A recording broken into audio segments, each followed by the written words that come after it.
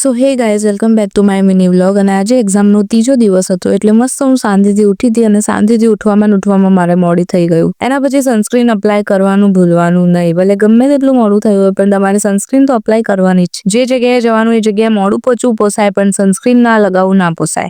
એના પછી હું અહીંયા એક સોંગ ઉપર મસ્ત વાઇબ કરતી હતી. તમે મને કોમેન્ટમાં કહેજો કે આ સોંગ કયું છે અને તમને પણ ગમે છે કે નહીં આ સોંગ. મને તો બહુ જ ગમે છે. પછી હું ડ્રાયફ્રૂટ વાળી મીઠાઈ ખાતી હતી કારણ કે મને બહુ જ ભૂખ લાગી હતી અને હેલ્ધી ખાવાનું અત્યારે મેં ચાલુ કર્યું છે. તો મેં મસ્ત ડ્રાયફ્રૂટ વાળી મીઠાઈ એન્જોય કરી. હું ફેસ બતાવવાનું ભૂલી ગઈ હતી તો મેં માસ્ક કાઢીને ફરી શો ઓફ કરી દીધું.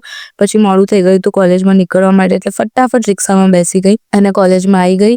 અને ખોખરામાં બ્રિજ તૂટ્યો છે, મતલબ બ્રિજ બને છે તો રસ્તા બી બહુ લાંબા થઈ ગયા છે. એના પછી અમે થોડું રિવિઝન કરી દીધું. એક્ઝામમાં હજુ થોડો ટાઈમ હતો એટલે અમે લોકો કોલેજમાં ફરવા નીકળી ગયા હતા.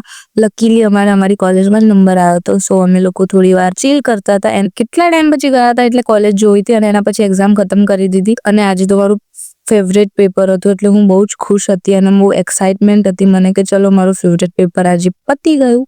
એના પછી અમે લોકો ઘરે જવા નીકળતા હતા ત્યારે અમને ખબર પડી કે નેહા આવવાની છે.